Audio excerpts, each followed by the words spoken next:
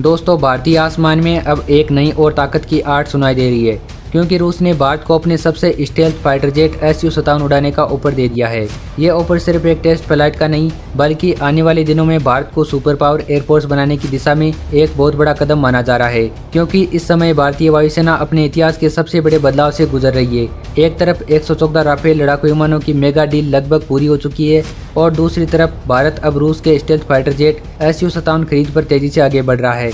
ये वही लड़ाकू विमान है जिसे दुनिया का सबसे घातक 5वीं पीढ़ी का लड़ाकू विमान कहा जाता है। भारत की रणनीति बिल्कुल साफ है। एक और वह राफेल जैसे साबित हो चुके लड़ाकू विमानों से अपनी ताकत दोगुनी कर रहा है, दूसरी ओर स्टील तकनीक के साथ भविष्य की लड़ाइयों के लिए तैयार भी हो रहा है।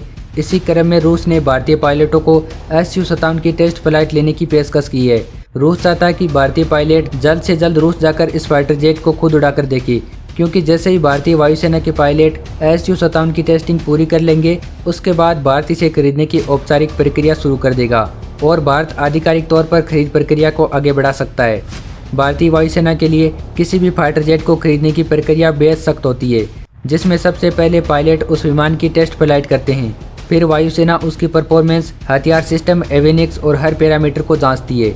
उसके बाद वायुसेना एक प्रस्ताव बनाती है जिसमें बताया जाता है कि कितने विमान चाहिए, किन बदलावों की ज़रूरत है और कौन सा हथियार पैकेज चाहिए। यह प्रस्ताव रक्षा मंत्रालय को भेजा जाता है और फिर रक्षा मंत्रालय रूस से कीमत, डिलीवरी, समय सीमा और भारत में बनने वाले हिस्सों पर बातचीत करता है।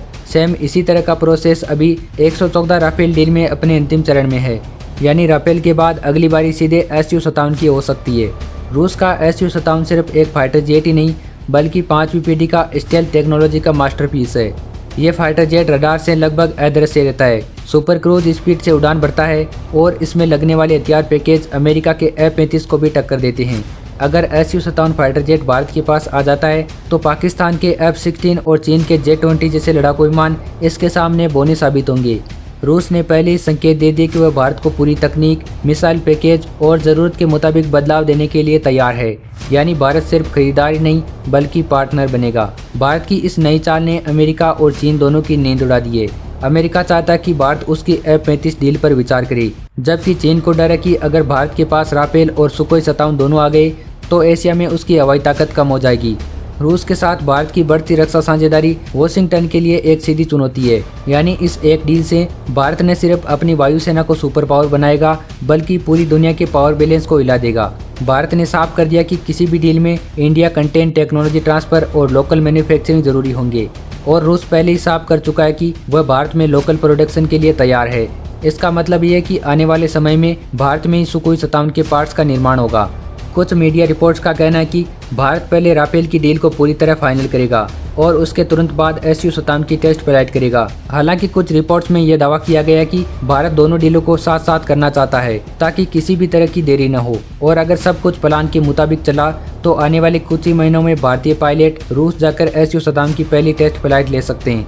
इस डील से भारत को सबसे बड़ा फायदा टेक्नोलॉजी ट्रांसफर का होगा। भारत लंबे समय से सिर्फ खरीदार ही नहीं बल्कि निर्माता बनना चाहता है। Su-57 के मामले में रूस पहले ही संकेत दे चुका है कि वह भारत को लोकल प्रोडक्शन और टेक्नोलॉजी ट्रांसफर देगा।